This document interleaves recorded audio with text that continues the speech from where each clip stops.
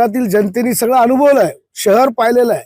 शहरामध्ये चौकामधले जे अवैध धंदे, दारू, या अवैध धंद्यांना आतापर्यंत कोणी पाठबळ दिलं, कोणाच्या आशीर्वादानं हे लोक कोणाच्या अवतीभोवती फिरले, हे सगळं बुलढाणेकरांनी पाहिलंय. आणि त्याच्यामुळे आज 18-18 वर्षाचे मुलं, 3-3, 4-4 मुलं एकत्र येतात आणि आपल्या 18 वर्षाच्या मुलाचा हाजी मलंगजवळ भर दिवसा चाकुरी करता. हे नशा पाणी करणे, अवैध धंदे करण्याचे जे साधन आहे, हे सहज लोकांना चौकात टप्प्यावर उपलब्ध झाल्यामुळे या ठिकाणी अशा प्रकारच्या शहराची ही कायदा व सुव्यवस्था बिघडलेली आहे. व याला कारणीभूत कोण आहे?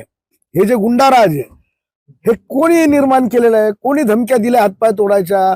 कोणी या ठिकाणी म्हटलेलं आहे ठेवऱ्या फोन खाली आणि कमरेखालच्या शिव्या या कोणी दिलेल्या आहे या शहरामध्ये? हे सर्व या जनतेला माहित आहे. आपण काही ते सांगण्याची इथे कोणाला गरज नाहीये.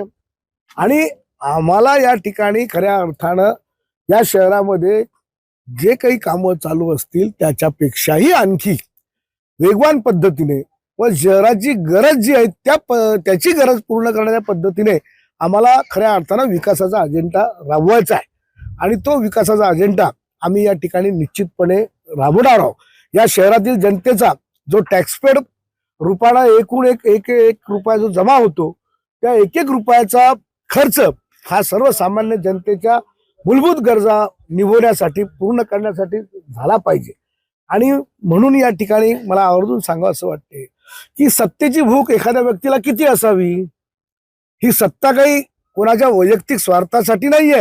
ही सत्ता, अटल बिहारी वाजपेयींनी सांगितलं होतं कि सत्ता हमें भी चाहिए, लेकिन सत्ता ये सेवा का साधन है और ये सेवा करने के लिए चाहिए.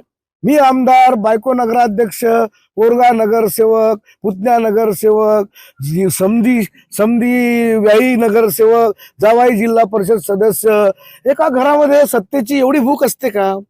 एका घरामध्ये एवढी पदं लागत असतात का विकासासाठी? का बरं एक आमदारकी विकास नाही करू शकत? तर ही सत्तेची जी भूक आहे, ही सत्तेची भूक कुठंतरी अहंकाराकडे, अराजकतेकडे आणि हुकुमशाहीकडे नेणारी आहे. आणि म्हणून बुलढाणेकरांनी वेळीच सत्ता संतुलनाचा निर्णय घेतला नाही आणि या शहरामध्ये योग्य ती सत्ता संतुलन ठेवलं नाही, तर हे शहर येणाऱ्या काळामध्ये हुकुमशाहीकडे जाईल, अराजकतेकडे जाईल, गुंडाराजकडे जाईल. आणि मग हा जो भयमुक्त, भ्रष्टाचारमुक्त, नशामुक्त जो आम्ही नारा दिलाय, हा कधी पूर्ण होणार नाही.